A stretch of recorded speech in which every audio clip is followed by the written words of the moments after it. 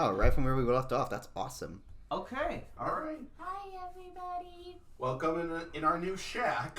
Yes, welcome back to Off the Balcony in our brand new studio with air quotes because I think this was supposed to be a third person's bedroom, but Yeah, and me, Jan, and Steven just moved into a new apartment, and the one bedroom we don't need has become the new Off the Balcony headquarters. Yep.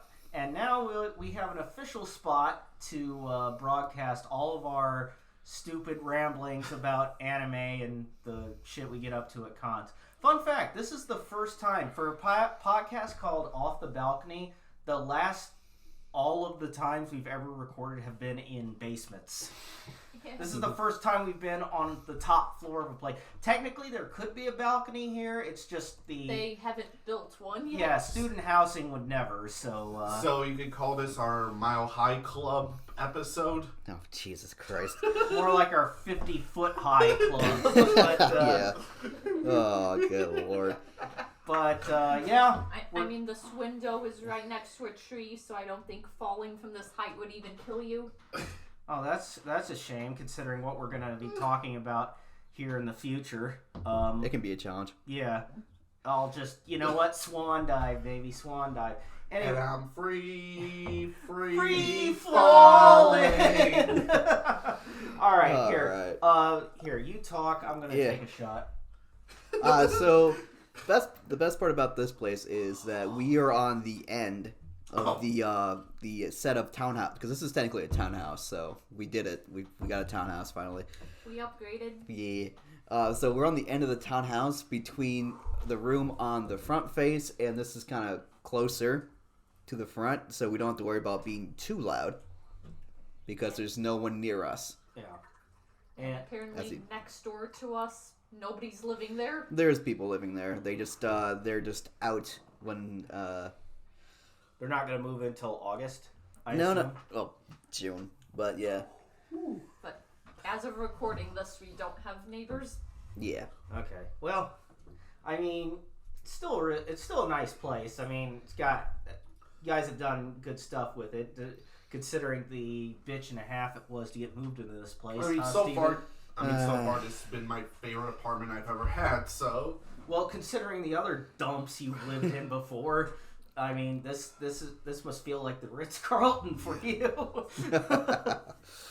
Yeah. Oh, God, that move. I mean, the move physically was fine. It's just that we had to take all of the stuff from the other, Yana and Hannah's old place, move it to the ranch. That's like a 25-minute drive one way. So, just bounce back and forth. We had to haul it from their old apartment to Steven's place. And then the next day, move all of our combined stuff to here. And the only reason we had to do that was because my apartment, they decided everybody had to move out May 12th. Like, no exceptions unless you were a college senior who had graduation that day. Right, and... So, yeah, had to be out of there May 12th by 5 p.m. So I took the day off of work and just spent all day moving shit. Right. And, well, fortunately we were able to get everything out. I mean, I'm glad that we had planned ahead. Yeah. We moved a bunch of stuff to my place, so... Yeah, funny story. Pretty much the night before, I had pretty much packed every single thing up from my room, which was everything I thought I need. Until just May 12th, the day we had to move out of there by 5 p.m. This was like around noon, I think, that you guys were over. And my roommates and their mom were there, and they just decided that they didn't want any of the stuff from the kitchen.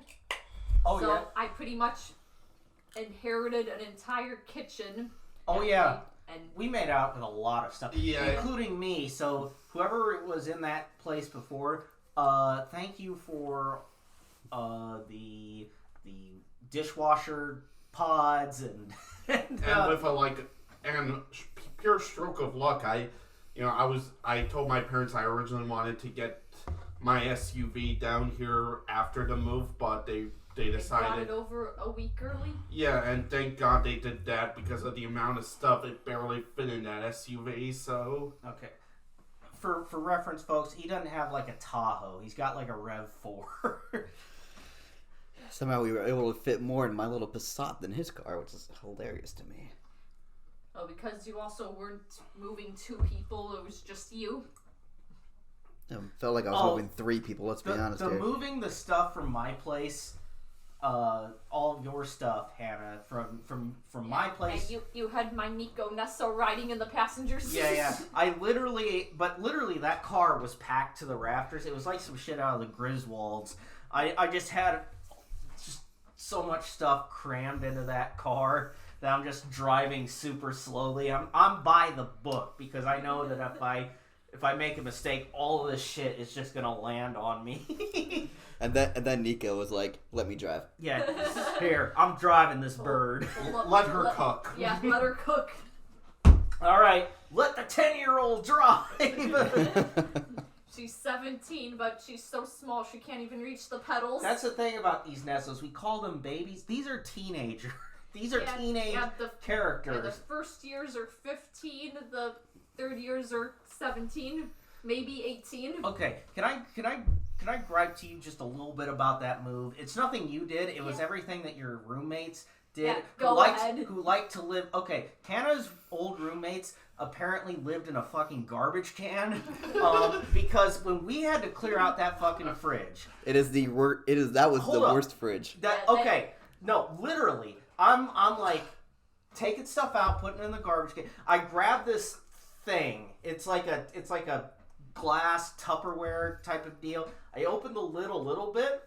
I immediately set it down. I run out to the front yard and I start gagging and like I have my hands on my hips. I'm bent over a little bit. I'm like, oh God. Yeah, I just remember one point you guys grabbed a cottage cheese container and you just I was like kind of facing away so I didn't see what happened. I just heard you guys say like what's in there and just one of you just cautiously opening the lid up and then Wade just saying no. Steven said, oh, there's a pea in here, and I'm like, a what? Shoom, back out. I guess pea. so what I guess happened was that one of the roommates was using the cottage cheese containers as like food storage. Ooh.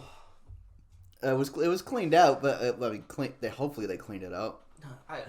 That thing needs to be sandblasted before. Well, the thing was, like, I remember, like, because I was living in Hannah's apartment for a while, that there was a bottle of sriracha just in the kitchen table, and it was just getting moldy. It was just left out there, and the sriracha was green. Yeah, I asked one of the roommates, "Can I throw this thing out?" And she literally told me to my face, "I don't see any problem with this bottle." But it was green. The sriracha was green. Green. And I remember when you pointed it out because I couldn't see it at first because it was underneath that set of cabinets. It was kind of hidden by other things. And so the actual color of it was a bit obscured by the shadow of the cabinets.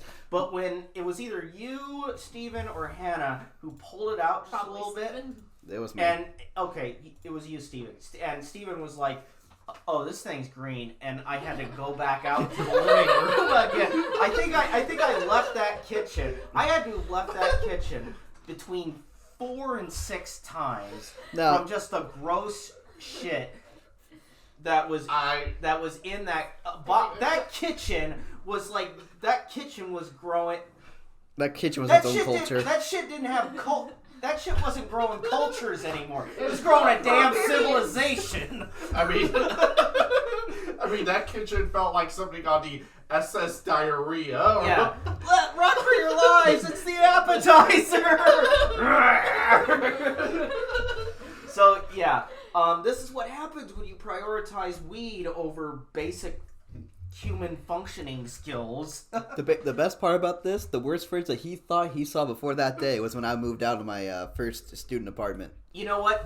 I was thinking about that. By comparison, the person who we were cleaning out, one of my roommates. Yeah, one of Steven's roommates. That fridge was immaculate by comparison. And you know what? In all fairness, it really wasn't that dirty. Was that the ranch monster? Yeah, it was the ranch monster. There was just a lot of old. It wasn't even really all that rotted. It was just kind of it was just kind of the Everything was expired, and we thought that was gross. And then we ran into Hannah's roommates, and then oh boy. No, it wasn't that. It was just because most of that food anyway was kind of frozen. So so the freezer burn really. Yeah, so it wasn't really that. It was just more of just kind of the tedium of taking stuff out. This fridge made me. I was like, Jesus, are we gonna have to burn this apartment block to prevent a cholera outbreak or something? Well, like that one scene in 1982 to Dink, like. Yeah, is Kurt Russell gonna have to come in here with a fucking flamethrower and just torch the shit to the ground? And this is why I never ate anything in that house that I didn't buy.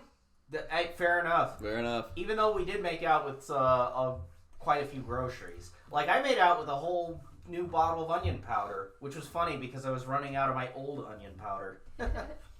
But yeah. Well, at least being here, I don't have to worry about... Yeah, you at least know don't have to worry about shitty food. Yeah, I mean, at least you live with some people who know how to cook and at the very least know how to tend to food. So... Clean. Yeah. Maybe clean would be the one thing on there. Yeah, people who don't spend all their time growing weeds, so... That's why they call it the devil's grass, children. Because it makes you neglectful and lazy. Anyway. One other thing about the move in its entirety, before we get onto actual topics about anime, because this is an anime podcast. Hell, we can talk about whatever we want. It's our podcast. You people signed up for the ride. You know what we're like. The one thing I really did hate about this was I had to the internet. Wage war for a week with the internet. And it was a simple thing too. So the real Steven versus Comcast. Yeah, it wasn't Comcast, it was the owners of the account that had the Comcast that they're letting us rent out. So what ended up happening was there was a simple thing that the what our landlord's renting company had to do was authorize our apartment to use the internet. Mm-hmm. And every time I call about that and said that was the issue, they thought they meant, he just needs the password, and then they try to give me the password. Great. It didn't work out that well. They told me to make a new Comcast Xfinity account, but you can't do that without going into loops. Because apparently to set up a new account, you have to physically place yourself in the Xfinity store. And I did not know that till about probably day, I don't know, I want to say, of the 5 days I had to wage war, I think it was like day 4 that I did it on like day 2. But the guy who I was talking to didn't know what he was doing. He said that our renting company should have gotten this all taken care of before we moved in. Mm-hmm. Which, was kind of impossible because we chose the early move-in since the other two didn't have a place to go, really. But... I pretty much got pretty much evicted from my apartment and then moved here the next day. Yeah. I was on that same boat, honest. Well, so I didn't even realize you had to go into the Xfinity store. Did you have to go to that place that's down by the Target? Yeah. Yeah, that's what I figured. So got that taken care of. Luckily I got to the sales supervisor to be the one to help me out the day before we had to get everything else set up. Mm-hmm. And then the one day I took a nap is when the realty company that we're under decided to try to set up the account. Because there was one day where I kind of stayed up late trying to get some things done and just knocked out at around... for like school or... Yeah, some makeup school stuff. Oh, okay. Again, because your boy got saddled with an internship now. Woo! Yeah. Hell yeah. I got to be driving an hour and back for fucking Oh yeah, that's another reason job. why we're recording and celebrating. So celebrating Steven getting a paid internship and me and Jan finally having our summer vacation. Yep. We work in a school and today was the last day. Hell yeah. And I'm technically still working. But soon I'll be working summer school. And that's going to be fun. Yeah. Oh, we have like 2 weeks until that starts, so me and Jan are probably just going to be here.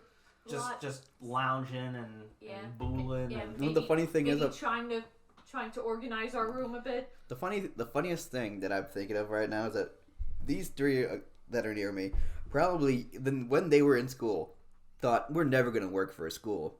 Yeah. Look at them now. I mean, I mostly just joined because I needed the insurance benefits from, just kind of being on my own and having epilepsy. I needed something that pays money and has insurance. So I pretty much got told, like, hey, this is easy enough, so... I mean, I needed a job that doesn't annoy me after, 3 p.m., and this works for me perfectly. I actually went to school for this shit, so... yeah, you're the one of us that actually wanted to be a teacher. Yeah, so... Where was I? Discuss, since we're kind of discussing... To be fair, my job is just kind of a glorified babysitter. Hey, but you do a good job at it, and the kids love you. I mean, what you do is, and you too, Jan, like that one kid that you got to work with. Yeah. I mean, and deep down, he really does care. Yeah, you're pretty much with him because nobody else really wants to, and yeah, from what I've heard, it seems like he likes you, and it seems like you're getting attached to. Yeah, I think he likes you. I think you got your baby Yoda now. And maybe edit this out of the podcast for... Well, we're not going to drop names. Yeah, no, we're not going to drop names. Reasons, but I know there was that incident you were talking about on yesterday with the little field day thing where one of the stations was getting popsicles, and apparently he was like asking the people there why you weren't getting one, and just like do a little riot until you got a popsicle too. See, the kids are okay. Hey, kid! What you did just there? Do that over at that beer cart. Why didn't he get one? Okay.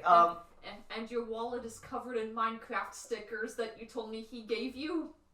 Oh, that's where those are from. Okay, yeah. So for context, I go with Jan to the gym. And every time I pull there's a sticker like Minecraft zombies. Yeah, there are a couple Minecraft stickers. I never brought it up because I thought, oh, maybe this is just an old wallet that just you grow attached to it. And just one time I saw, I think Jan's wallet must have been the day he got the Minecraft zombie sticker on there. Like, oh, a Minecraft sticker, and said, he gave that to me.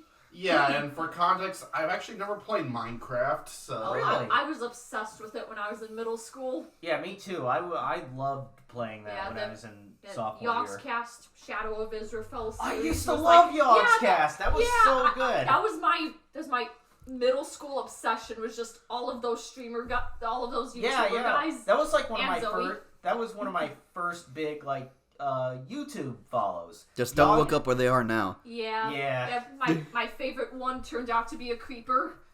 Oh, you're shitting me. That guy? Yes, Shin. Oh, no. Yeah. This is the first I'm hearing. I haven't followed Yogscast. Wait. So Creeper as in the one that... the one in-game or the one outside of the game? Creeper! Oh, man. But, okay. Well, okay, folks, I'm going to have to process this Yogscast. And I think there's also another guy, too, that got kicked out for that, too, but I forget his name exact. I think he was probably one of the people that became a big member around when I started falling out of it. Yeah, so there were 3 YouTubers I used to follow back in 2011. They were... around the same time I was into Yogscast. Right, they were Yogscast, Rooster Teeth. I used to love Rooster Teeth, and Tobuscus. All of those I loved in middle school. All 3 of them are no longer relevant, or at best not relevant, and at worst facing jail time. Yeah, I think his name's Ryan from Rooster Teeth is the one that got called out for minors. Oh, mining the wrong thing. Wrong kind of Minecraft. and I think for Yogscast, and for Rooster Teeth, mine was just mostly red versus blue, right up until they started getting serious with the plots with all of the characters named after states. I fell out around that. I just wanted the funny Blood Gulch stuff. Yeah, that original short is still pretty funny. Yeah, I mean... And I liked Achievement Hunter too. And I loved Achievement Hunter. That was my jam. I mean, back in the day, I loved Ruby. Not as much now, but I kind of fell out of it 2018, 2019. Yeah, so I think I kind of fell off of Ruby after Monty died. I never really got into Ruby, but basically. Yeah, I still remember the day all the trailers started dropping for it, and that was amazing animation. The funny thing, you guys mentioned Ruby now because there's a meme that's out there. It's glorious. Yeah, I know what you're talking about, but I don't know if we should talk about it here. All right, so the context is that apparently one of the episodes, Ruby just snaps at the rest of the team for she's supposed to be they rely on her too much for being the kind of leader, and she just snaps on it. And then of course when it's made its way to 4chan, they added some stuff to it. Oh boy. Very how do I put this in the best YouTube way possible, especially during analysis. I realize this is going to come out in June, and I'm talking about this meme now. Great. Happy Pride, everybody! Quote unquote. Okay, so to be fair, I sort of fell out with Rooster Teeth like around 2012, so I never really got into the whole Ruby craze. I wasn't even really into anime around that time. I guess being into that stuff kind of pushed me along in that path, but I never really got into. So your first anime was Ruby? No, it wasn't. It honestly, it was actually Hellsing Ultimate. But yeah, I used to love Achievement Hunter. I loved Fails of the Week. I loved all that stuff, and then it just kind of faded away and didn't really mean anything to me anymore.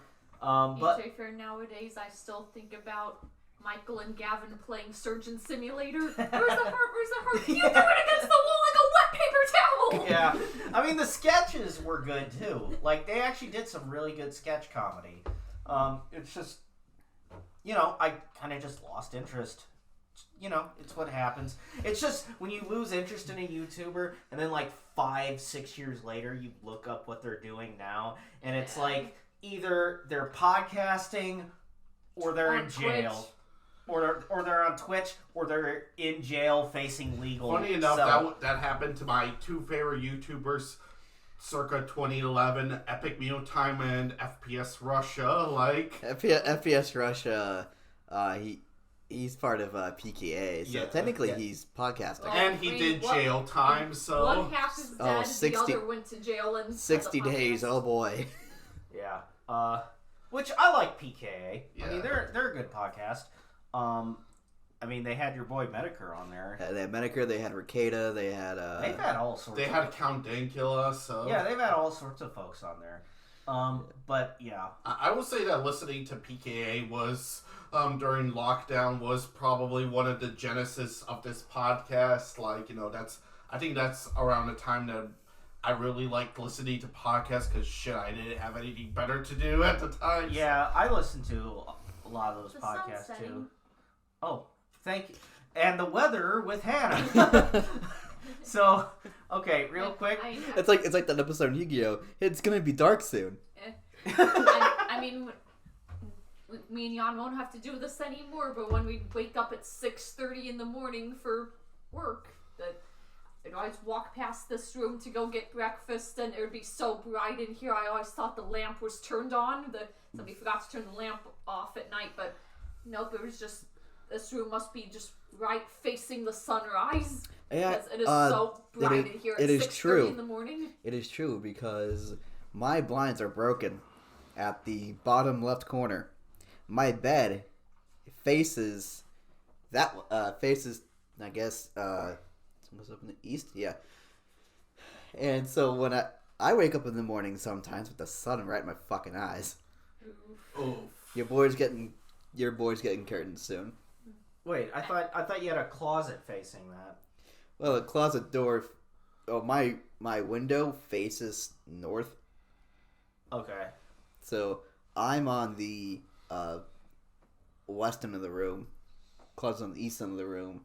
Sun shines right in my fucking face when it comes up because blinds are really good if you're front, but if you go off to the side for blinds, it doesn't work that well. Yeah.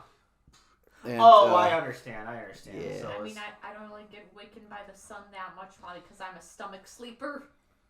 Oh, you get awoken when you're hungry? Yeah. Well, she gets the and also rumblies in her tumbly.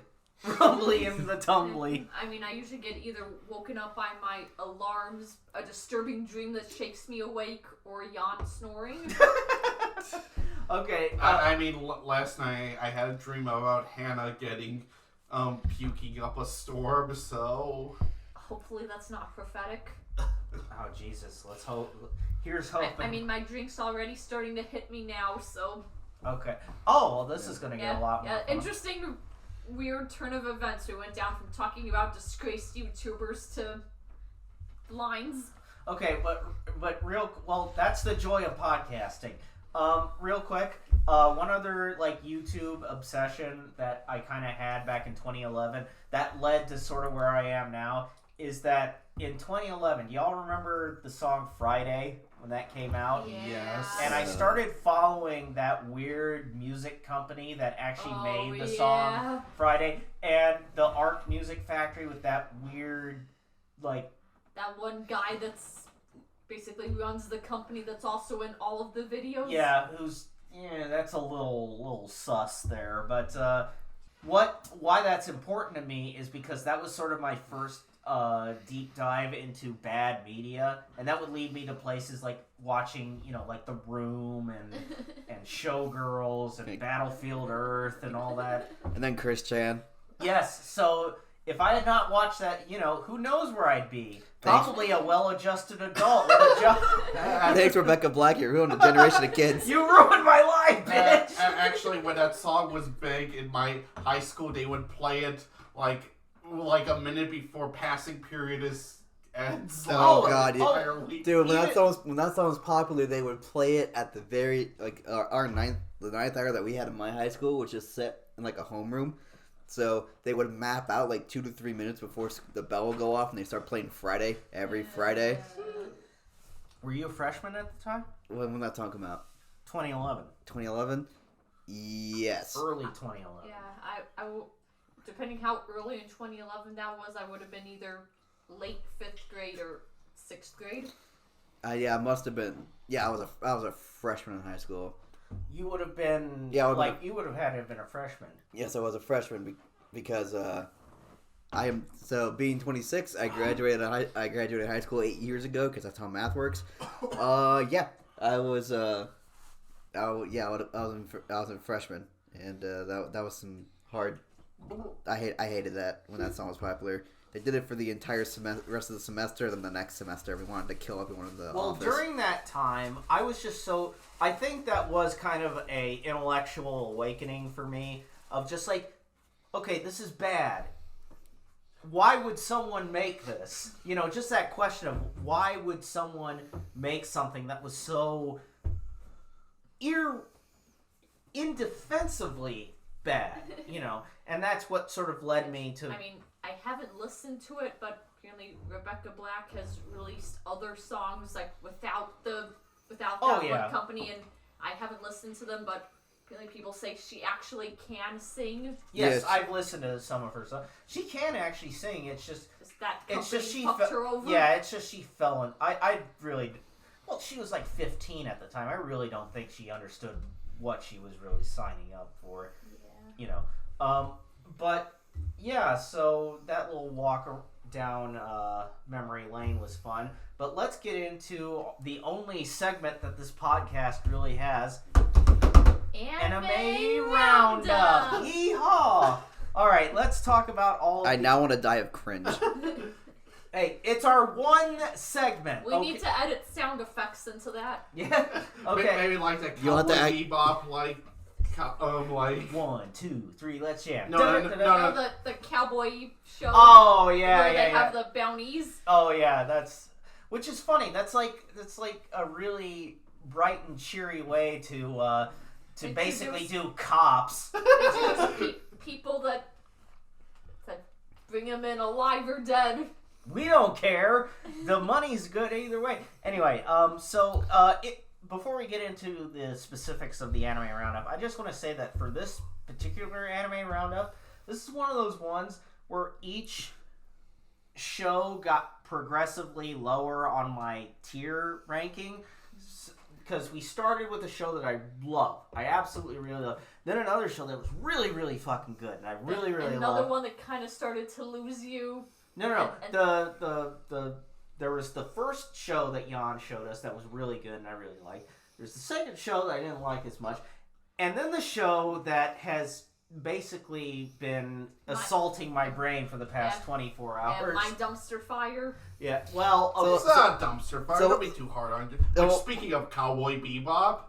What? Shinichiro Watanabe made both. Oh, yeah!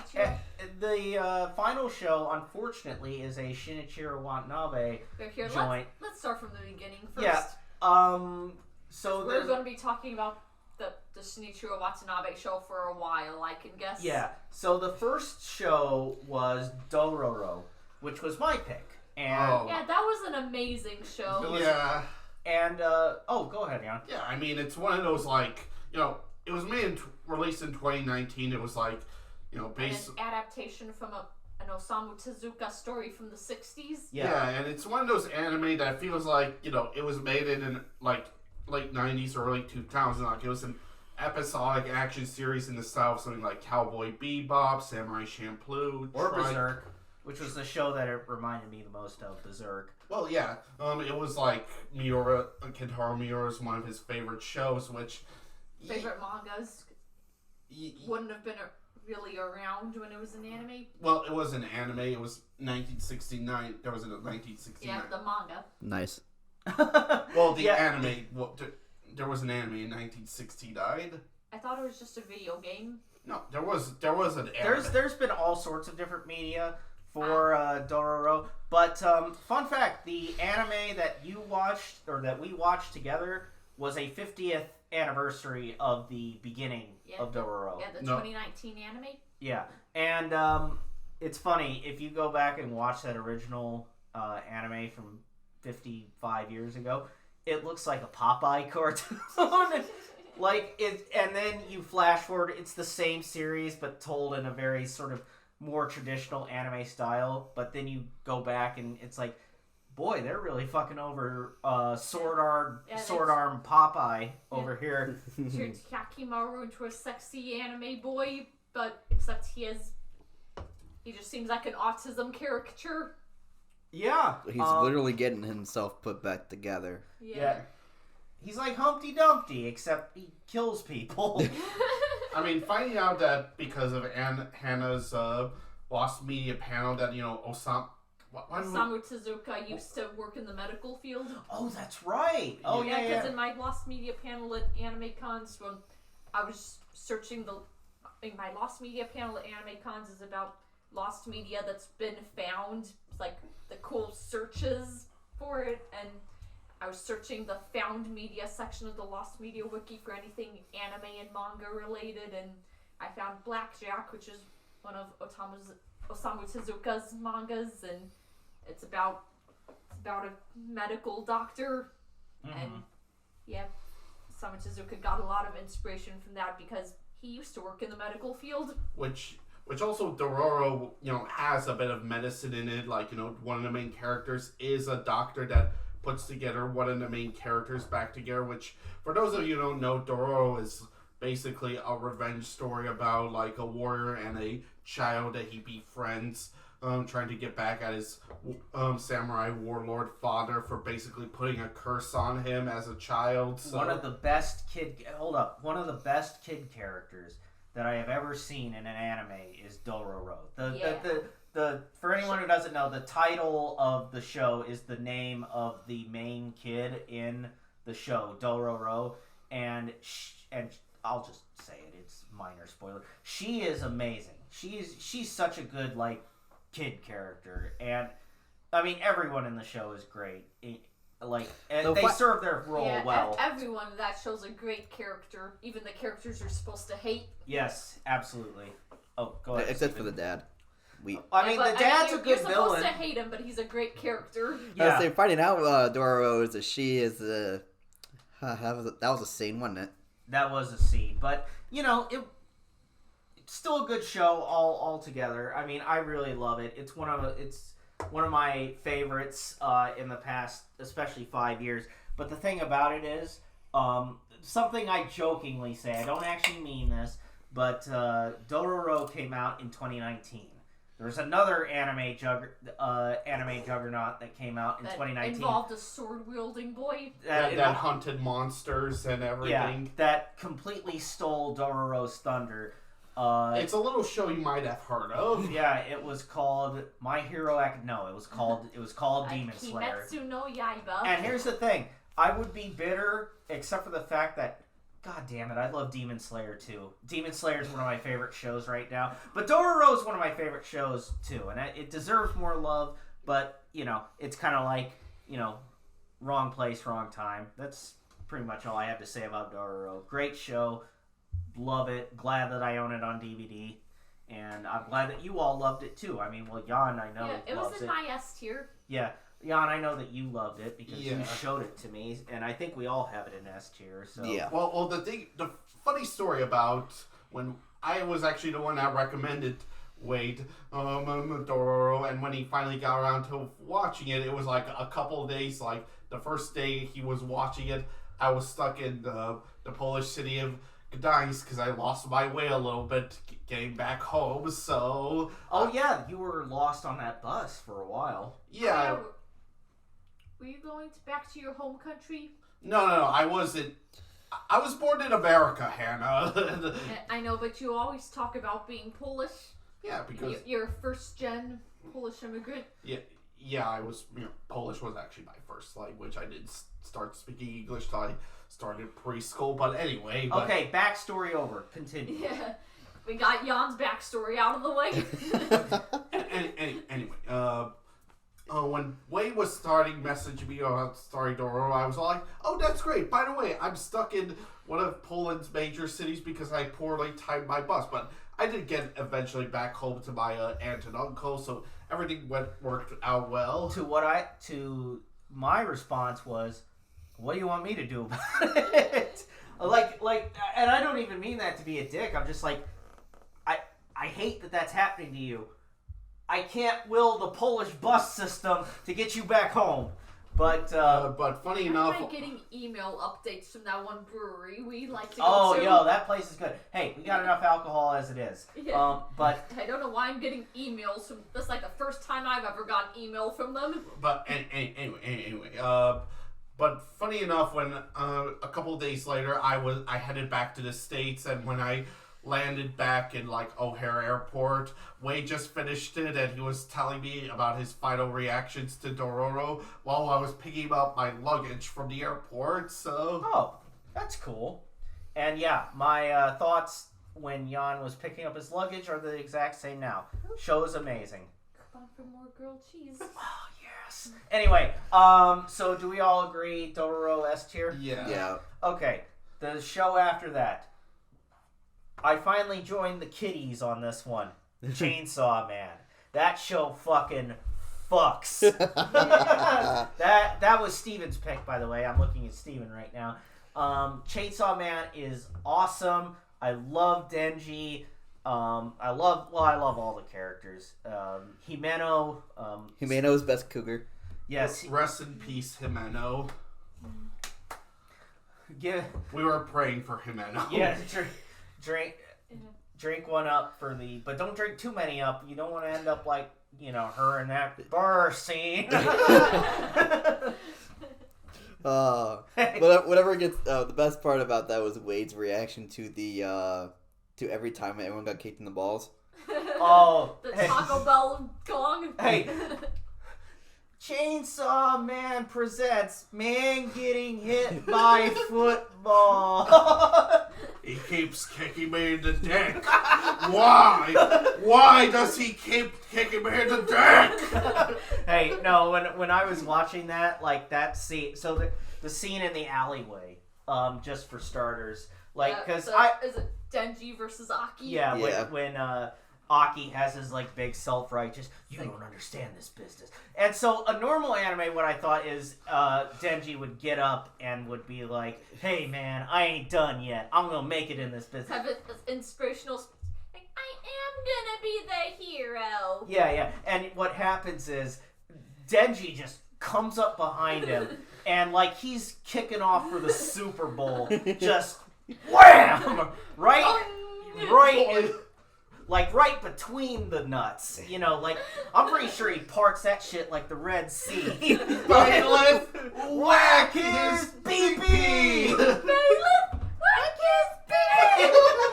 And it was the greatest thing. Because, like, obviously, like, usually I like strugglers who have, like, the sword on their back. That's basically what Aki is. But it's like, Man, you a bitch, and it's like, I wish someone would kick your... Holy shit! Someone's kicking his ass! Or his dick! Whatever! Chainsaw Man, at its core, is just the best boy and his dog story ever told. Yeah, and he just... Yeah, they're connected by the heart. Yeah. Oh. And he, and for anyone who hasn't seen this show, he just boom, boom, boom, boom. He is just... In the show, every time he kicks anyone in the dick, it sounds like one of those hotel service bells. That's like the Taco Please Bell. ring for service. The Taco Bell gong. Just every But yeah, so Chainsaw Man, amazing show. I loved all. I do not trust anyone that has power as their best girl. I don't either. I mean, and one of my canonically, you're saying they want to get girl is a girl that canonically doesn't flush the toilet or doesn't bathe. Hey, she got better at the end. I mean, I would say We hope. Makima's my best girl, but I've heard things about her later in the manga. Yeah, I feel like if I ever cosplayed from Chainsaw Man, the only character I ever really could is Makima, but I haven't read the manga, but I just know she's up to some shady shit. So You'd be I feel good like Power. I'm either going to love her a lot more or absolutely hate her. I was gonna say, and my best girl, Himeno. Well, Himeno is actually my best girl. So if I'm Yeah. being perfectly Okay, I was honest. gonna say, She's the only girl that's actually good. Yeah. Who's the panicky girl? Kobeni. Why do people like her? Because she's panicky. That's why She also turns into a murder super house whenever she gets to a certain point. They like a girl that has the energy of Courage the Cowardly Dog. Well, yeah, that's a the Cowardly Dog. Courage the Cowardly Dog is an amazing show. Hey, we asked for Courage in an anime form, we got it. I mean, The things I do for love. I mean, coincidentally, like in Chainsaw Man, there's two guys and one girl living in our apartment right now, so... Except I actually flush. Do you know? Please. Yes. Oh my god. Don't do this, don't do this, don't do this, don't do this. Okay, all right. alright. It was a joke. It was a joke. Okay, so I'm gonna step in here because I made myself... I'm gonna step in here and go, Cos Chaos, you'd be a really good Power cosplayer. Yay.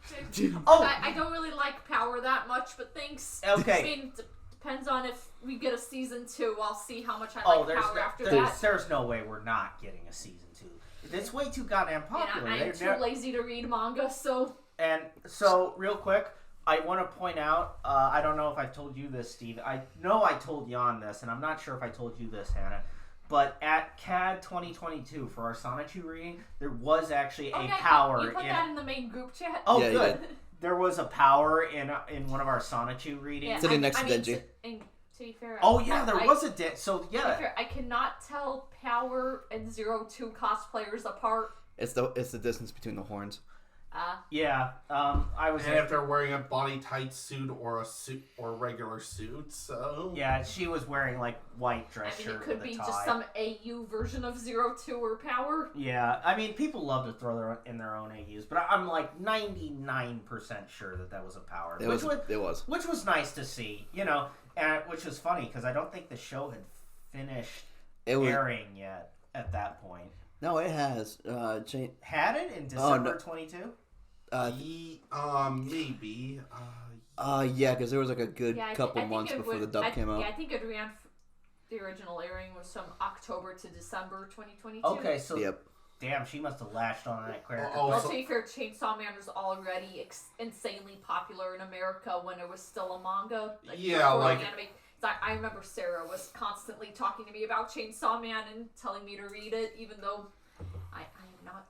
I'm gonna keep it real with you. I do not read manga. I do sometimes. Like if the occasion, like I've read all the Berserk manga, but like the occasion has to call for it. I mean, I am being a little tempted right now to read the Chainsaw Man manga. Yeah, me too. I did. And I you can't. like it? It's a good series. Okay. I can't say anything else. Okay. Because I'd spoil the table. So, my rating for it at the end of it was an extremely high A tier, and so long as season 2 sticks to landing, I will definitely be giving it an S tier. It's in my S tier. Okay. Wait, did we talk about Bocchi the Rock in the last Yes, podcast? we Yes, we did. Okay, good. We're talking about the anime that we watched. Exactly. I wasn't Well- here for editing the last podcast, so... Oh, it's fine. What's your ranking for Chainsaw Man? Hannah? S tier. S tier? Maybe in the lower A S tier, but... A tier. Okay, so we got 2 S's, 2 A's. All right. And next, so this was Jan's pick, what I'm about to say. We watched back-to-back a couple of the Full Metal Panic shows. Yeah, the first Full Metal Panic OVA, Fumoffu, and then Full Metal Panic, the actual season 2. Yeah. Fumoffu, so I'll say this just to kick it off. Fumoffu, I had a lot of fun with. It's actually, fun fact, Go ahead. Full Metal Panic Fumoffu and Full Metal Panic Season 2 were the first KyoAni shows ever made. Well, Full Metal Panic Fumoffu was the first show KyoAni ever worked on. Oh, so they started off on the best foot ever. Yeah. Okay. Literally making the highest rated Full Metal Panic media ever. Wait, it's got the highest rating? Yeah, on my anime list, the Fumoffu season is the highest rated season on my anime list. Oh, wow. Well, yeah, I can kind of see why, because it was extremely entertaining. And It also has our new group chat icon, Bonta-kun. Bonta! Fumoffu. It's basically Japanese Mickey Mouse with a shotgun, so... Yeah, and then Sosuke dresses it up in tack armor. Yeah. Yeah, Sosuke pretty much rigged up the Mickey Mouse suit and turned it into, like, a mech. And he runs all the gangsters in Bonta-kun suits doing, I don't know what I've been told. Eskimo pussy is mighty cold. Yeah, but I really like that show. I really like the Fumoffu season. Season 2 I had problems with, but we can get into that a little. I mean, the thing is that Fumoffu was more of the funny slapstick high school shenanigans. Which is what I really liked from Full And Metal then Panic. the season 2, aka the Full Metal Panic, the second raid, was actually more of the military stuff, which I honestly kind of lost me a bit. So here's what I'll say about the second raid. Jan, you can respond to this because I know you're a big defender of that season. But what I have to say about it is that with the second raid, I don't mind that Sosuke becomes like this is spoilers, by the way. But You signed up to hear our review. We didn't say we'd be spoiler free. yeah.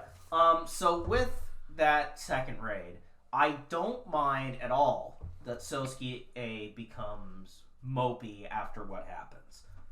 What I do mind with is that The duration was fucking too short. It wasn't just the duration. It was that the moping doesn't really lead to any real character development. He's basically the same as soon as Kaname comes back into his life as he was before. I mean, it's kind of a case of, like, you don't know what you miss until you lose it. Like, you know, it was kind of his first, you know, back to regular military life ever since meeting Kaname. Like, you know, it's like he's not the same, like, you know, almost robotic killing machine anymore. You know, he's experienced life as a, you know, almost a normal high schooler, like, you know, normal as, you know, bringing a Glock to school, but the thing was, like, you know, it's one of those, like, shocks to him that he can't just be the blind, obedient little soldier he was. You know, he has feelings, he has people waiting for him back, so... Sure. Here's the thing, right? I understand. And I fully understand Wade. But here's my critique. I get the Sosuke arc, breaking the mold of the child soldier, becoming an actual human being. However, I'm thinking the execution was the problem that I had with it. because, like I'm gonna say this. There is a prostitute and in the bourbon scene. A prostitute that looks a lot like Konami. And that scene could have been cut entirely, and we could have had more of Sosuke at the rock bottom before Kaname comes back. That would have been a bit better. Prostitute is kind of rock bottom, for being completely honest. Well, here's the thing. I think that could have been a good scene of character development. It's just it doesn't do anything. It's literally just it's a thing that happens. It's just a thing that happens that they just didn't want to animate that much. Right. It's like they literally just it's not that she looks a lot like Konami. She just is that it's just the same animation model. Of Konami. Yeah, exactly. Just Konami but a little bit bustier. In different clothes. I will say that this is something moving a little bit along in that final arc. I think that Gowron's return was pretty stupid, but Gowron in the moment was actually pretty entertaining. Yes, he was. And he was amazing, but was it necessary? Yeah. I mean, if the show had been building to that, like if it had been kind of this mystery that they were kind of building up to, I would have actually really like if it had paid. It was just so random. Somehow Gowron has returned. yeah. Well, here's my thing, right? I think from the trap when they had all those the mechs that Gowron did use back in the first series, I think that was hinting at him being back, because who would have those robots after they got destroyed? Okay. And I will say, but the foreshadowing isn't exactly the best. But going back to what I was saying was that the prostitute scene didn't need to be used. You could have had him mope a little bit more coming out of that building before it blew up, I guess. And Sosuke actually being the brooding protagonist of the 2005 era that it was every brooding protagonist could have been a little bit more used, but having Kaname come back probably no more than like 30 or 40 minutes after he learned that she died could have been a bit, maybe lengthen it a little bit more. I understand what you're saying.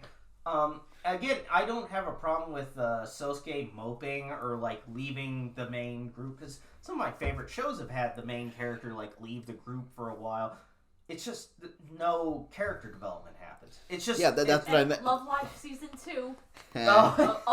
Season 1 end of season 1. Yeah. For which show? School Idol Project. Oh right with Hoka. Yeah. Oh, Jesus. Yeah. But here's the thing, right? I'm not. I'm about to say it's not that what was I trying to say? Shit, the alcohol be hitting. With you're talking about Sosuke moping. Yeah. Basically.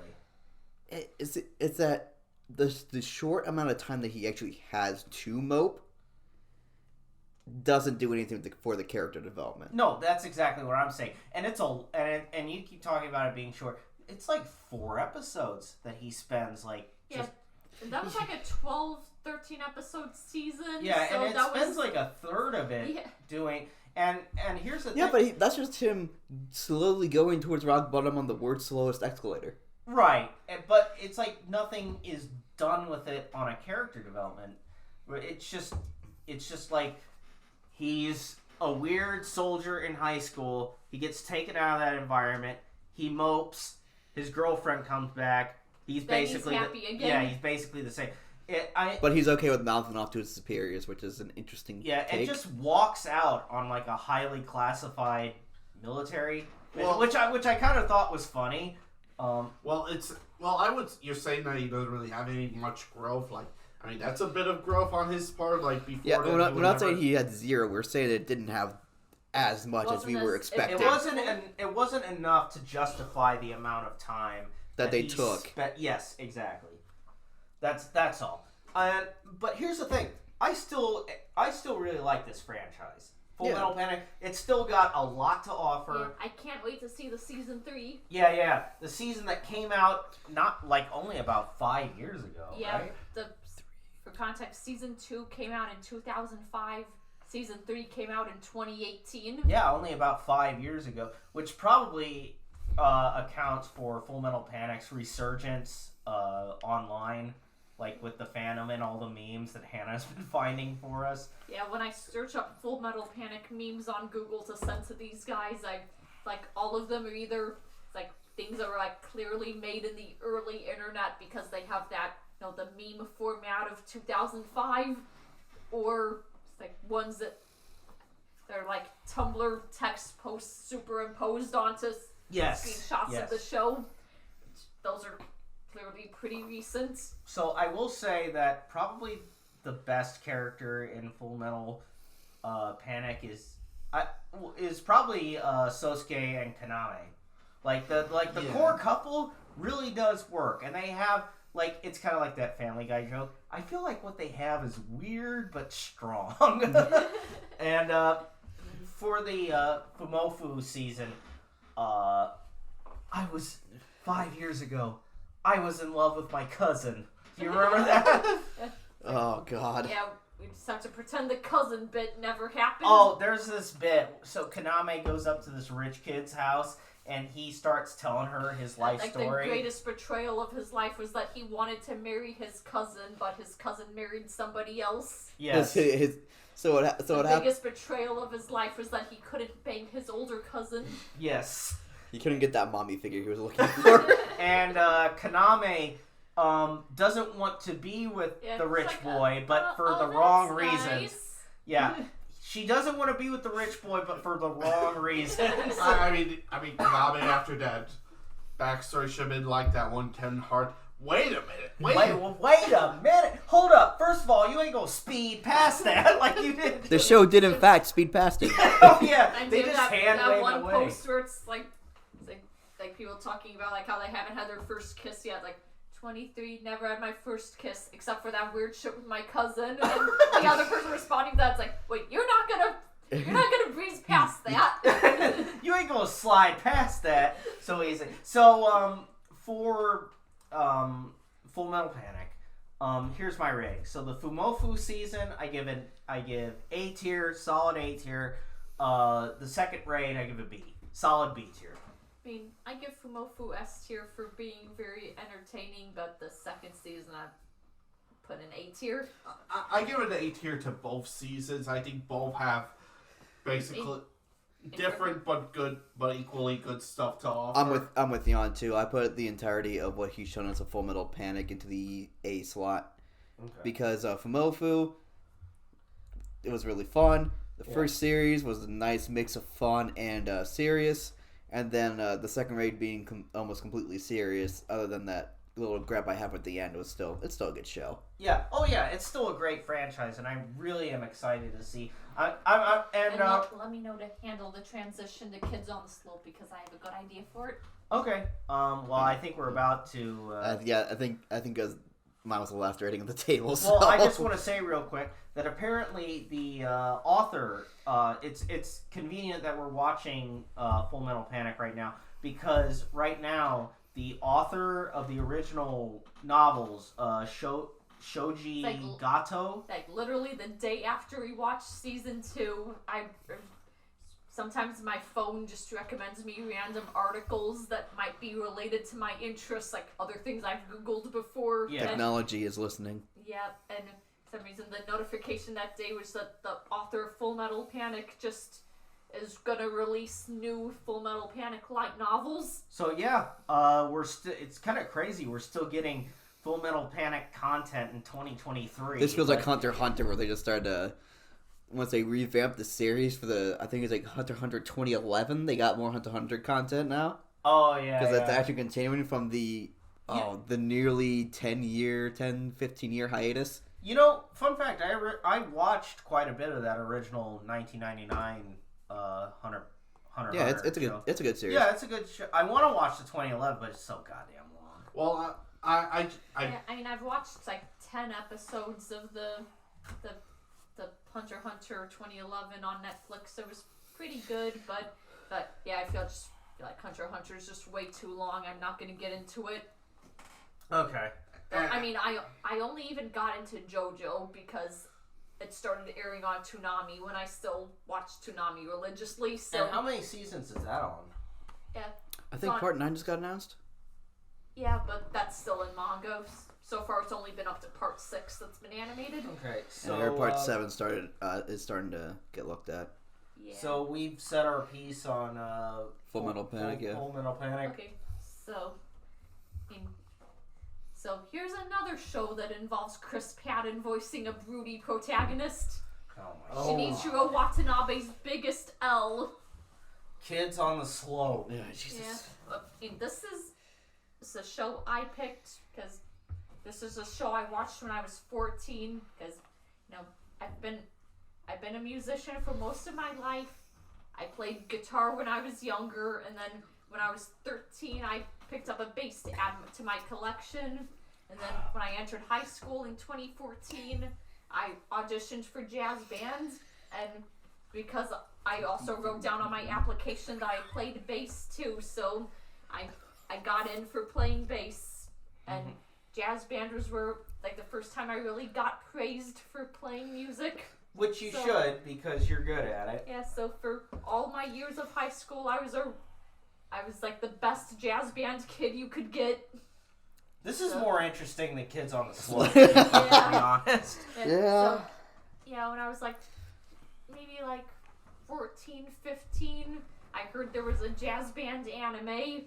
So That's what drew you to it. Yeah, Okay. so I watched Kids on the Slope, thought it was okay, and then At the time, you just thought it was okay. Yeah, and then CAD 2022, on the very last day of CAD, the DVD vendor had half off his supply. Yeah, I remember and that. I saw there's a Kids on the Slope DVD. I mean, with the discount, it would have been like $30. Right. So I picked up the DVD there, thinking I might as well give this a rewatch, see if it still holds up. So, funny enough, after CAT 2022, like, I don't remember that from our second podcast, but Hannah spent, like, all of, like, a Christmas break in my place, and appropriately enough, Kids on the Slope has, like, 12 episodes. 12 episodes and also 2 Christmas episodes, so... Yeah, it would have been appropriate to watch around the holiday season. For reference, we're recording this right at the dawn of summer. Hey, you know what? Christmas in July. Yeah. Though it's May right now. Christmas in May. Drinking.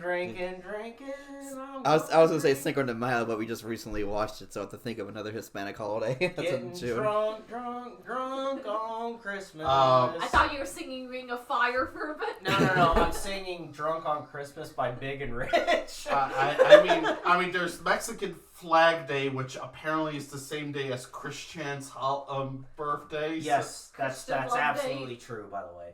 Yeah, Christian Love Day. But anyway, this is more interesting than Kids on the Slope. Do we have to talk about Kids on the Slope? Okay, so Kids on the Slope is a show by Shinichiro Watanabe, the director of Cowboy Bebop and Samurai Champloo and other really good shows about his...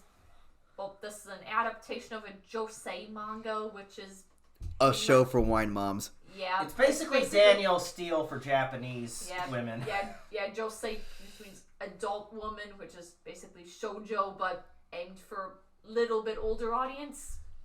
So basically grown women. Yeah, so... Yeah, but it's about... It's set in Nagasaki Prefecture in the 1960s. So I saw on the Wikipedia 1966. Yeah, the first season starts in 1966, but since it goes through the characters like all 3 years of high school, it goes from 66, 67, 68, and then for your last episode, it's a time skip to 8 years. So they skip 76. over 69. So yeah, the years that are important are 66 through 68, and then 76. nice. Hell yeah. And then the Kids on the Slope start playing Stephen Miller Band. Wow, take the Money and run. Start playing Kansas. Carry on my wayward son. We're just going to be making boomer music references. Yeah, my drinks are really hitting me now, so... Well, I just don't want to talk about Kids on the Slope. I mean, I'm drinking too, obviously. I could just talk about my jazz band days if you want. But okay, I'm gonna actually talk about Kids on the Slope now, since you guys don't want to do it. That's what the audience of 30 demands. Audience of 28 now. I mean, we only have 22 subscribers, maybe 21. Hey, I can check our numbers right now. I have the app installed. You have the YouTube app installed? It comes pre-installed on YouTube phone. Studio. Oh, you bothered to do that, huh? Yeah, that's where I check the podcast numbers. Hey, I had YouTube TV for like a day to get the Super Bowl. We have 22 subscribers, 34 channel views, and 2.6 watch time hours. Those are the big numbers we have on the main page. Hell yeah. Alright, nice. That's what we want. Anyway. And a lot of comments from your brother. Yeah, he loves me. Oh, how tender. And no, there's somebody, I have no idea who it is, but, I mean, might have come from my Instagram because I promoted this the is episode the fan on mail there. segment. We're trying to talk about Kids on the Slope. We can start with the fan Somebody mail. on the last episode commented that they started watching this podcast while they were high. Okay, whoever you are, I love you. That is exactly the way to consume this media. Yeah, that is the only way you can get through this. Yeah. Inebriation is what you need. But the Kids on the Slope, so to actually get the premise of the show across, it's about these one rich kid who knows how to play the piano. Rudy rich kid voiced by Chris Patton that plays piano. Great voice cast, by the way. Yeah, it's just that he is the most unlikable protagonist Oh my ever. god. Funny enough, his friend who's part of his jazz band. Centauro, the drummer, played by Andrew Love, who also voices Akio in Clannad, is the best character. Yeah. He's the best character in this show. And he saved the show for me in many. And then there's Pops. Pops is good. Pops. I like Pops. Pops is a G. I do not like.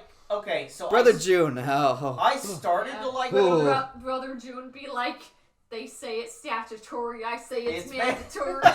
Oh, God, that's a Kid Rock and Joe C reference, by the way.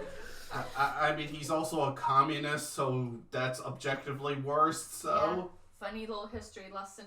Brother June is part of the Zen Kyoto protests. Right. Oh, which was a real... was.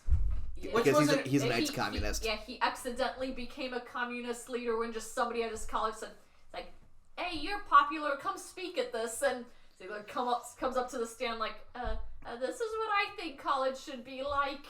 And then left the movement after his saxophone player friend ended up getting his hand broken by the cops and couldn't play again. Which I actually appreciated that segment because that's an interesting little piece of Japanese history that doesn't really get talked about all that much. Yeah, so. and they also, when Centauro comes to the shop and sees the guy who owns the record shop that they play at in a black suit, and he says that, I think it was Clive Davis, died, and like, I actually looked up, like, yep, he did die in the 60s. Yeah. Well, it's actually also another bit of trivia about those protests.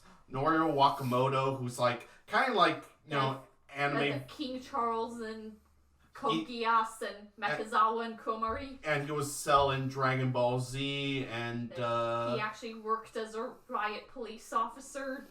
During those, student protests. Wait, he was Charles Z. Britannia? Yeah. Yes. Oh, I'm mentioning that in my Code Geass panel. and he broke Brother June's friend's hand. I don't give a fuck about Brother June. Sorry, I'll wait till the end. He couldn't play the saxophone ever again. Yeah, what did that... That's why he stopped playing trumpet and made statutory mandatory. And also, this is a bit of trivia for Wade, Norio Wakamoto, in any version of Dracula, he's usually the voice of Dracula, so... Oh, nice. So fun thing. Apparently, on my 18th birthday, they made a Kids on the Slope live-action movie, and apparently the actor for Brother June there is Dean Fujioka, who made the opening song for Yuri on Ice, which is the best part of Yuri on Ice. Okay. So now that we're talking about Kids on the Slope, I thought it'd be time to crack open the Long Island. So here's my thing. I'll say my piece about Kids on the Slope because I'll keep it brief. I wanted to like this show because there's a lot to like about it, but the problem is there's no real character development for the main character. There are too many side plots that just don't go anywhere. The writing's a bit convoluted. And there's a stupid fucking love triangle in it that's just because... Hey, it started as a square. Yeah, but... And the all these squares make a circle. The fourth point on the square ended up going with statutory instead. Yeah, but hey, it sounds like at the end they had a very good relationship. Yeah, because she became pregnant with him at the end. With twins, so... I don't think No, it wasn't twins. It was just their second child. She just said she hoped it was a girl. I mean, well, in the manga, I think it was twins, so... Which that sounds like... That sounds like some incel-ish shit that Brother June would say. I'm sorry, I really just don't like the character of Brother June, and I will shit on him at any here's how I think Brother June was in 76. He's like, in the 60s I was a commie, but now I'm a capitalist and I want to say fuck commies. He's overcompensating. Actually, here's what I'll say about my take on Kids on the Sub. I think it was a fine show, but I think it could have been great if it was just more focused on, these kids forming their jazz band rather than the love triangle and like and that's why I say it was a B tier. I just wish there was more action. This is the same complaint I have with K-On! Too, that I wish it was more about the music. Well, it was written for wine moms. Yeah. You have to wine think about moms really love to just watch. Yeah. Or would it really be just like? And that's why I dropped K-On! In season 2 when I was like 13. Didn't you start with season 2? Yeah, because Hulu only had one season of it, and K-On! Season 1 is just called K-On! With 1 exclamation point, and season 2 is K-On! With 2 exclamation points. And I did not know that when I was 13, so I just started with season 2 and just ended up quitting because I thought this was a music show. Why aren't they doing music enough? Yeah. And then I found out that went back and watched season 1, which is half the length of season 2, and yeah, it was actually about the music mostly, and I liked that. Which, to Love Live's credit, every single episode involves music in some way. I think that's probably why I kept with Love Live. Which is whether it's setting up the band, getting a music video done, or even just figuring out, or getting choreography done. There's some music. Or scamming your friends for views for your Twitch channel that's dying. Wait, are you talking about Natsumi? Yes, I am. From Superstar? Yes, I am. Funny enough, I don't know if I talked about this last episode because I don't know if the news came out yet, but they finally added 2 new members to Liela. The Austrian girl that I do not care about whatsoever, that I fucking hate. So did the art school. And most of the world hates the one that got kicked out of art school, so don't worry about it. and also we have a new girl named Tomari that looks like a Baja Blast Hatsune Miku. Is that as she's apparently Natsumi's little sister. Oh, great! So finally adding a little sister to the character from season 2 that got the least development. I thought they were gonna make Kenon's little sister. Yeah, that's what everybody thought too, but nope. They gotta keep it at 11 members so they can make Kanon front and center forever. They gotta keep it an odd number so she can be the center forever. Which I gotta say, that doesn't make me feel optimistic that the writer's room of Love Live Season 3 is gonna bounce back. It can only be Kanon. Yeah. Let me guess, they're gonna add these 2 new members, but still Kanon is gonna be the only character they ever focus on in Season 3. Well, to jump back a little bit, we were talking about Brother June and then we went to Love Live talk. This is fucking interesting. Who gives a shit about Kids on the Slope? C tier. That's my last will and testament. Yeah. I give tier, B tier. Yeah, I give it B tier because I miss being in jazz bands. I gave it B tier because I bullied Hannah enough with Steins Gate being in C tier. So wait, hold up. Now you're on my shit list. So you'll give Steins Gate. Now you're calling a conscience for me. You're gonna give Steins Gate a C tier, but you're gonna give this pile of turds on the hill a fucking B tier? Fuck you. Fucking coward. Steven can't do anything. Okay. Alright. So, anyway, what were we talking about? Love Live? Holy shit. Yes. Oh, yeah. Also, another thing I can rant about Liela dropping the fucking ball on. They just announced the subunit names, which I should now... subunit name voting. I try to be nice for one fucking episode, and y'all yell at me. Y'all yell at me for one episode. Goddamn. Yeah, because you fucking hated on me for Steins Gate, but you're gonna try to defend me on this shit. Like I said, on the fucking pile of turd show. I also have jazz band. Okay, I also give Kids on the Slope a B tier because I was also a jazz band kid. Okay, that's fair. That's fair. The one that they didn't fucking let me finish on because I was a trombone in a jazz band, which is also why I made fun of it. They're I just never busting told your you balls. Don't worry. Oh, I know. The jazz band story where I almost killed a trombonist with my bass, because... Yeah. Wait, what? Yeah, Oh, yeah, this actually my does... thing in jazz band is that, well, that I kind of became kind of locally famous for in jazz band is that when I really start feeling the music, I just kind of danced around on stage with my bass, and there's one big moment in the song where I just kind of just said ba-ba-da-da-bum, where I just bring my bass head down, and we were on a kind of cramped stage. I was right next to the trombone players, and I just almost cracked my bass head right down on this big trombonist's bald head.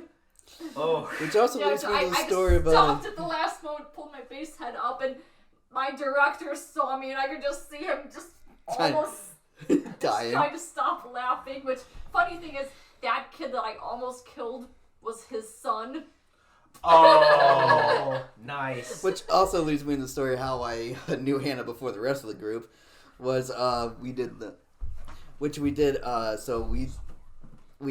did a performance. My little tiny ass high school in the sticks went to the college town that we're in. Went to one of the places to perform. Coffee shop. Yeah, local coffee. It's called the Coffee House. So generic enough name, I guess. And I guess Hannah's group was performing after mine, and I was the one because it looked like she was struggling to carry her bass and her stand, so I carried her stand for her. Okay, there you go. There you go. And people are like, "Oh, you like her?" I'm like, "Dude, she's like 12." Thing is, I think that coffee house show might have been when I was like 16 or 17. Also, I have a slightly funny story. I don't know if this was jazz band or regular band, but in 4th grade I tried to join band being a trumpet player, but the thing was I only made it to one practice because I didn't know where the school, in which school they hosted practice at, so I just quit altogether, and plus I didn't want to miss watching 2003's Teenage Mutant Ninja Turtles, so, priorities. Oh, man. Oh yeah, what I was gonna talk about before, because I had it pulled up on my phone, the Liela subunit names. That Here we go. I think voting is still open for, and all of them fucking suck.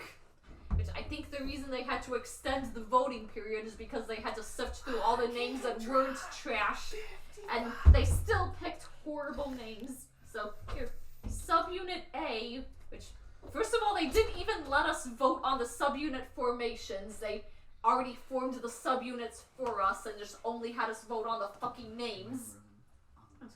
First of all, subunit A, which is Kanon, Sumire, and Mei.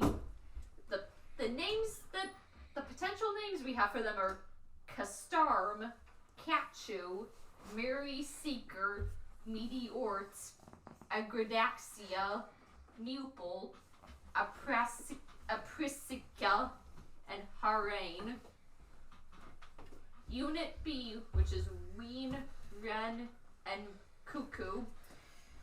Their potential names are Kaleidoscope, Blaulila, Frappe, Paralia, Q-Coat, Cue-ball. Sukirenka, Trinotes, and Milkarats.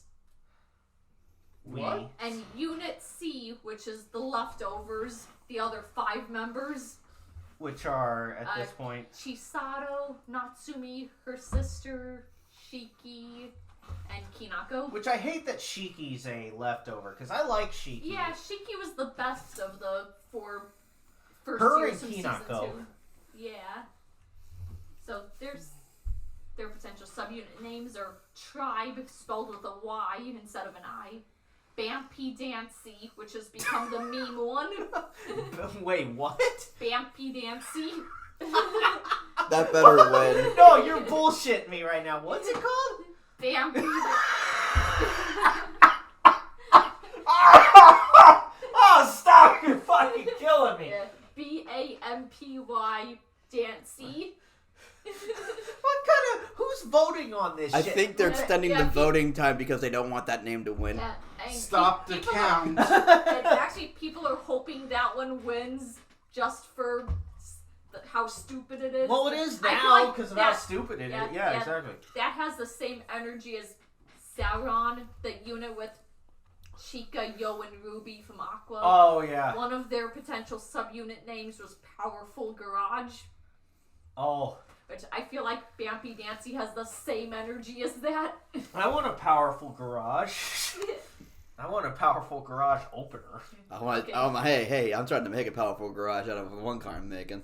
Okay, so I got Rebuilding. Bambi Dancy, synchronized, but the two S's are 5s because there's 5 members in the subunit. Wait, 2 S's for synchronized? Yep.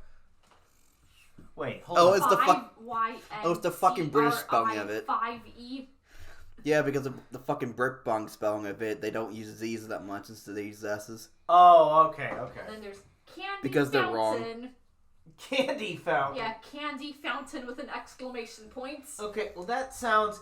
I mean, it's stupid, but at least it's kind of Yeah. poppy? Yeah, reminds me of Flapjack, that one Cartoon Network show where they were Oh. looking for Candy Mountain. Oh, dude, Flapjack. That Yeah, that was my show when I was 8 years old. was my shit. That explains a lot. Yeah. And then there's Quintetum. What, like the Transformer? I think it's supposed to be quintet, but rhythm put together. Quintetum. Okay. Mimi Least. Me. Mimi Leist. Huh. I don't know what that means. And Cinquatra. And Step Up, but the S is a 5. Okay, when you use that gimmick for one name, you can't use it for... Yeah. They'll use it for all the names. It's a love life. Who cares? Apparently people are complaining that for the 5-person one, then we'll have too many subunits that have numbers in their name because for Nijigasaki there's Quartz, but the 4 is the A. That's the best subunit with all my best girls in it. Kanata, Emma, Kasumi, and Rina. Oh, right. Best subunit. And then there's also Rebirth with Rebirth is really Lanzu, good. Shioriko, and Mia. Yeah. Even though I could care less about Shioriko, her voice does work well with Lanzu and Yeah, I mean, the Mia. thing is with Shioriko is that her and Setsuna, I cannot tell their voices apart. Shioriko and Setsuna? Yeah. It's Okay. like they both have powerful, kind of lower voices. Yeah. So, Yeah. yeah, when they do a full group thing, I cannot tell them apart. Yeah. No, I agree with that. Seems so, to be a menace behind the scenes. so, It's fine. yeah, so all of the Liela subunit names are complete Yeah, I dog don't even shit. care about the voting anymore. I don't care how this goes out. Anyone that wins is terrible. I just want actually, Bambi Dancy to win just for the memes Okay, of it. yeah, I would... I learned my lesson because, I joined the Love Live fandom when Aqua was just starting, like, their subunit voting and stuff, so I learned early on that any choice I pick never wins. So Hannah's a love life boomer. Yeah. Anytime I vote in something, my vote never counts. It never wins. That's Just like the- the average American voter. no. The American The only time was when they were doing Aqua, their 4th single, which is the one Hanamaru won. But that was already because people were already pushing for Hanamaru to win. Like, Hanamaru was already in the lead for that. And To get, like, a signal? yeah, get a center. Oh, okay. That was the Mitaiken Horizon, which is the one where they were wearing all the butterfly costumes. Oh, that was a great song. I'm glad that she got that. Yeah, I mean... think people yeah, really then- wanted her to win for that one because she was kind of shafted in season 2. So. Yeah, Oh, and then And there's- Yoshiko won hers. Yeah. How many they people actually- told me Yohane Actually, later? at that time when that Well, came my out, there girlfriend was just Yeah. a big fucking war between Hanamaru stands and Yoshiko stands over who would get the center for that. That wasn't until they finally revealed that whoever gets second place is gonna be the Shadowverse song center. It's like they did a collaboration with some mobile game called Shadowverse, which I know nothing about, but whoever gets second place is gonna be the center for that song. So we're like, okay, let Yoshiko win for that. Okay. So, which that song ended up being Deep Resonance, which is probably Yoshiko's shining moment as a vocalist. And Yoshiko has a great voice. Yeah, that was like probably the best Aqua song for me. I mean, which actually, I know at the time when I was very, very much following Aqua's releases, which like when I was 16, the Xiaoran's first single, the Chica, Yo, and Ruby, they released their first single, the B-side song, Yozora de Nantemo Shinderu no. I probably fucked that up because I'm very drunk right now, but... You want another menthol shot? Yeah. Here, I'll do one with you. Single, Cheers. Like their first single, Genki Zenkai Day Day Day, was just a very high energy, just song that you'd expect from the Genki subunit. But then their coupling track, their B-side song, just a heartbreaking song about you made your best friend cry and now you're just staring, like up at night staring at the ceiling, regretting all your life decisions till that moment. And that song is just so heartbreaking that for a long time that was my favorite Love Live song ever. What about making your best friend cry and feeling bad? Do you relate to that, Hannah? Yeah. I certainly don't. Yeah. I make you fuckers cry all the time. You would not expect that from the Genki subunit, especially on their first fucking single. So I loved that. I do anything, I get yelled at. I mean, I make you fuckers cry all the time, and I don't lose a wink of sleep over it. You haven't made me cry. I mean, you don't cry though. Yeah, because the minute you try to fight me, because you realize, oh shit, he actually knows how to defend himself. I mean, I haven't made you guys cry, but I made you guys pissed off a lot, so... Yeah, you just do that. Yeah. You have that effect on people. So we were talking about Chiron, or... Actually, the Chica Yo Ruby subunit. Funny thing is, it's actually pronounced Sharon, but it's pronounced Cyaron, which is exactly why I didn't want that fucking subunit name to win, but here we fucking go. Well, to bring this back, printed on posters and to bring this back to Kids on the Slope, because that's where we started this tangent. I thought we gave our ratings for Kids. Oh, we did, because you guys didn't want to do the story. I had to do the story because we had to give it equal treatment to the shows we watched. What story? That it's set in 1966 in Sasebo, Nagasaki. Let's talk about the end of Kids on the Slope, because that's the most redeeming part and why it's a beer treat for me. After they graduate high school, there's an 8-year time skip where the piano boy's now a doctor, and then he meets up with the statutory girl. She tells him, like, hey, your best friend that went missing right before you graduated high school. I found this old picture. Doesn't the priest on the left look pretty familiar? Then he goes back to Nagasaki. No, because that was the church they went to baptize one of their kids.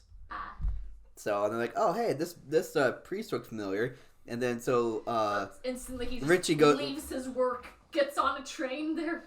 No, he left his shift. He's responsible. Richie went to go, started playing on the organ, and then said went to go play on the drums. They get yelled at for playing Satan music in '76. I think it's Art Blakey did that song "Moanin'." I had that on my playlist for a long time before my phone died and I lost my music. Oh. So. Rip. They do that. They run away. They run into Rin, whatever the fuck. And apparently in the manga, that fucking name. Her name was Riko. Yeah, they call her Ri-chan, but I think her real name's Ritsuko. Okay. Yeah. And then apparently Piano Boy and girl start to date and do things in the manga, and they finally resolved the love triangle because their axis became a priest. Well, he can he can officially marry them, so... this is a quote from Aldena Doublecast that from now her video about Love Live shipping, like what your favorite Love Live ship says about you for the Rico and Yo ship. You think the best way to resolve a love triangle is cutting off the excess? Gotta trim the fat. Anyway, so I didn't want to disparage on the show. Like, disparaging on Kids on the Slope was like something I did not think that I was gonna have to do. But like, man, Kids on the Slope, it made it hard to love, even though there are things in it that I really like. Kaoru is the most unlikable protagonist ever, and the love triangle was stupid, but I just want more jazz band animes. Yeah. I miss being in jazz bands so much. I haven't been in jazz band since fucking quarantine. I used to be in Heartland and my college's jazz band too, but they stopped it when quarantine happens. I haven't played jazz since early 2020. All right, well you got the Democrats to blame for that. So I mean, I have a trombone I can bring over. Do you want to start doing things like that? I mean, Hannah, one of your roommates is now a musician, so That's start jamming That's a together. high praise to give me whenever I just do covers. Hey, just start jamming together. Y'all could have some fun. I mean, real talk. I mean, you're great on the bass. You're great on the guitar. You know, just start doing stuff. I'm great on together, see guitar. what happens. I'm great on the guitar because I did a cover for 6 months. and after a few drinks, I think I have a good singing voice. So Well, so do no. I. And I can't play drum. The only drum riff I know is Back in Black drums. Wait, from AC/DC? Yep, Nice. which has the most basic drum part you can ever play. I mean, I can write drum parts because I tried learning drums, failed, but You at have least, a at least keyboard. now- We can at do least- drums on a keyboard. Yeah, I can write MIDI drums because I know what a person can physically play. Okay. All right. Well, I think we're winding down a little bit since we're now just starting to talk about random Yeah, shit. Now that I'm kind of yelling now. Yeah, I mean... Kind of. We You and Wade yelled at me for 5 minutes. No, we only yelled at you because... Just for a little bit. Yeah, we... Okay. I only She's- yelled at you a little. She says with half a Wait, shot. have you not finished that menthol mint She shot? just did. This is the second one. Finish it. It's supposed to be drank in one go. Damn.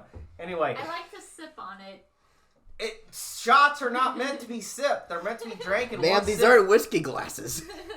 So, real quick, before we cut this podcast off, I want to say, Yeah, please cut it off. I kind of have to pee. Well, just go Let's pee. go. I don't want to miss the ending. I'm just going to talk about how I kicked ass at the golf course today. Oh, yay. okay, go to the Are you bathroom, winning, woman. son? Fuck yeah. John, Hey, you might have to help her. I kicked ass at the golf course Hannah, today. our bathroom is open. Yeah, I know. I'm right here. Okay. That was Trouble fun. in Paradise, folks. I kicked ass at the fucking golf course today. Oh, did you go to the driving range? Yeah. I was Nice. just fucking hitting heater You need after to heater. let me know the next time we do it because tomorrow I'm gonna go pick up my clubs. Oh, okay. I didn't know. So, up until today, I did not know that Steven was a golfer. I mean, I would love to go. I dabbled in everything in high school. Yeah. And plus, we could just sneak across the road to the course. I mean, I would join you guys for golf. So I mean- I think I we might. could teach. We could try to teach you. I mean, Oh, the hiccups are coming. This is gonna be yeah. a nice night.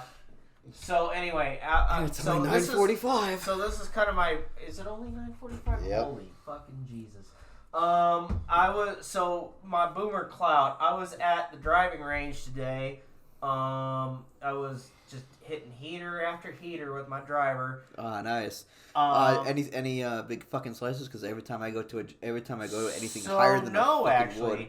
Everything was pretty consistent. It's just the distance wasn't always what I wanted it to be. But most of the distance was actually pretty fucking good. Like, we're talking 100-yard shots, 100-yard shots. And my uncle was doing good. Which, by the way, my uncle, he usually has this mean right slice. Same. So he will Big old same. Have you ever been to that one that's across the highway? Ironwood? Yeah. Yeah. He'll hit it, and it will start to go straight, but then it will do a mean right hook, and it will land on top of that fucking shed, and we'll hear it like 2 weeks, I know. it'll be like Yeah. clank. I'm like, oh shit, I think that was you, bro. Oh, so yeah, no, I have that fucking problem too. So every time I do it, it goes like this. So even if I compensate for it, my dumbass just like grips it the last second. Yeah, so it yeah, always goes down. It goes off to the left. Like, oh yeah, it's gonna straighten out, and then just yeets itself Yeah, to the Are right. you talking about your piss streams or something? I'm talking about golf. We're woman. talking about golf. Hey, listen. I was gone for a few minutes. Listen, golf is a game for gentlemen. No, I'm kidding. It's a game it's for a game- drunks like us. But And I mean, it really is. it's fun as fuck. So don't make fun of it, or make fun. I don't care. Uh, I mean, I just came in here hearing you talk about your aim, and for some reason my first thought was peeing, probably because I just came back from peeing. She also has a fetish. Anyway. No. Okay. Her favorite singers are Kelly, so. It's the Don't remix hurt to me. Ignition. Straight and hot out the kitchen. Anyway, so back to my shit golf swing. Oh, my favorite My- singer's Reepy. Rehai Ito. Anyway, every time. Reen from Love Live. Oh, Cool. cool. But every time I hit my golf shot, it always goes to the left and then immediately curves right like it's Right. goddamn curveball on a Yeah. baseball. But if I get like I say my hybrid driver, my 3-iron, 2-iron, anything else after that, perfectly straight shots. Yeah. It's just my driver. Apparently, I'm just driver retarded. Yeah, I mean, But- I some days I feel pretty driver retarded, and I'll be hitting, but then I get my irons and I'm hitting just absolute gas. I just opened up my phone and forgot I still had the Liela subunit names opened up and just died at saying Bampy Dancy. No, my best golf moment ever was out. So in high school, I was on the golf team, Yeah. and so my best shot was coming out of one of the sand traps, and I think it was El Paso Gridley. They had a Oh yeah, that course. Yeah. yeah. So I hit it out of the sand, got it, and got it in the hole from the sand trap. Oh, nice. And I was like, and one of my teammates went over and was like, nice job, Kretz, good job. Everyone called me by my last name. I don't care. My full name is on the GoFundMe. I just don't give a shit anymore. Okay. I mean, that one deserved a visit from the cart girl. That's all I'm saying. Yeah. Oh, there was a girl driving the car that I was using, so it was. Well, the cart girl, like the one who goes out into the course and says, "Hey, you boys want some concessions?" Like the mobile concession. Do you think stand. they're that rich? No. That course was nice, but there was like I think it's like the 17th or 16th hole. That's just this. Yeah. What I'm showing is just a drop off of a ravine Well, when into a I stream. was super young, my dad once took me out to this course, and anytime he holed out from like he would pitch it into the hole, he would take out a bottle of Maker's Mark out of his bag and take a quick swig. Like, hey, Daddy, what's that? It's like that's what you do when you get when you hole out. And I didn't understand at the time. I was like, oh, I just do that one even when I don't hole out. So, but I guess now is when we do some housekeeping. I guess we're just going to keep a tradition to the end of the show to do the housekeeping. yeah, we're not hosting a golf panel at Anime Midwest, so don't worry. Unless you want us to, then email us at offthebalcony21@gmail.com. I'll give you a free demonstration. I've only ever played mini golf and I suck at that. Don't worry, putting's pretty hard. I mean, I'm probably better than you at putting, but Well, just to throw into the bus, why not? But still, I guess now we're moving on to housekeeping. I have made zero progress in the car because of move. Yeah. So, I get every once a week or whenever because I am switching from my regular part-time job to the internship. Jesus. Moving to the internship. Sorry, you understated me. don't worry, I'm coming in clutch here. I handed her an Izzo berry. She's that drunk now. Oh, Anyway. God. So now I will make progress in the car, especially during the days that I have a break between doing my work. My last day is next week as of recording, and Perfect. Thank you. No problem. And then I have a few days to actually work on my car full time, and then I start my. If we have to do anything with the springs, I'll let you know. I'm keeping your number. Don't worry. Yeah, no, we're hopefully it's just getting. I might have to get a new pin in it. I mean, I'm probably have to get a new carburetor, to be honest with you. You're gonna But have we'll see to what get happens. a new everything. Let's be honest. I mean, I'm replacing the generator with an alternator, so we have to learn some wiring. Oh boy. Oh boy! I can't wait to set myself on fire. Official decision, by the way. Yeah. Which is funny because he says set himself on fire. We covered all the electrical ports with Marvel mystery oil when we were trying to get the engine to spit out. Yeah. So I mean, we have your friend to thank for actually getting that engine turned. She's got the legs of a fucking giant. No, she was a sprinter. So yeah, so she helped out a lot. But no, I still have the aim of getting the car running by the end of the summer because I plan to dedicate every Sunday to working on that damn thing. So every Sunday that we're not getting fucked up at a con or recovering from a hangover. Yeah, pretty much. Well, I might do it if I still have to recover from a hangover. Fuck that, I'll still do it. You know what? A few energy drinks, I'll do it too. Hell yeah. I mean, I would do it too, but I don't know anything about cars, so... I don't really either. I can't even legally drive. Oh, Jan, you get to learn, Hannah. Hannah, you're in charge of the Nezzo. Actually, Hannah, we could probably make you in charge of vacuuming out the interior. If I had to really get to it. Yeah, shampoo the carpets and redo the No, seats. well, it's really more give her a knife and tear out the carpet, but yeah. Do we have to redo the seats? Before I developed epilepsy, I was apparently good at driving. Okay. I just started having seizures before I could take my driver's test. And getting back on topic, yeah, so I still plan on doing that. I will include the link into the description of this one and all previous videos. Get that in there. And if you donate, please donate. If you don't like GoFundMe, please email us, and I can send you the Venmo, or if I get enough convincing people to tell me to not use GoFundMe, I can set up a different fundraising website.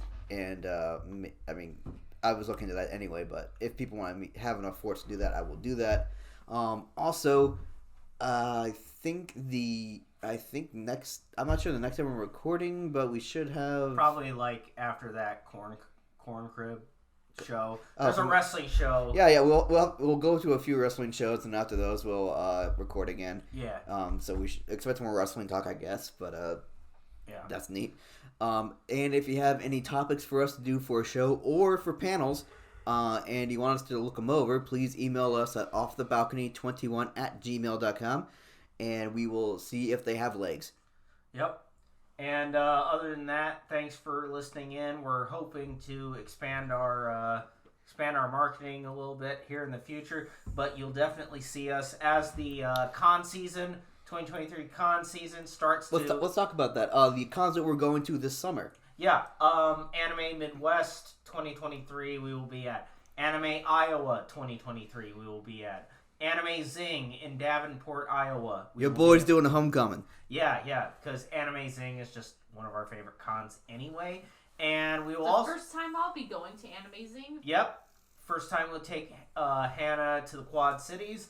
And we will be doing a one-night stint in at Anime Magic. I don't think we'll be hosting any panels for that. No, we will. We will. Oh, nice. You asked me to submit your Love Live panel, and I did.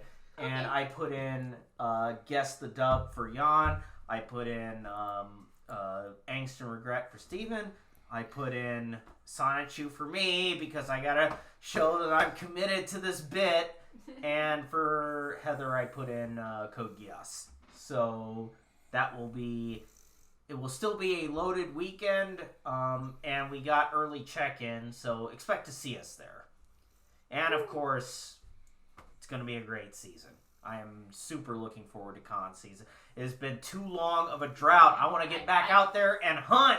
I can't wait till July. Yes, me neither. Yeah, we got like another month to go. Yeah. But hey, we're going to make it the best month that we possibly can for the interim. But unless anyone else has anything to say, I think now is the time to sign off. For the sake of everybody, I'm good. Okay. We're gonna go listen to Motley Crue songs on the television. So wish us luck. So everyone say goodbye. Hannah. Bye. Sayonara. Bye bye. Goodbye, everyone. Good night and good luck. Stay frosty.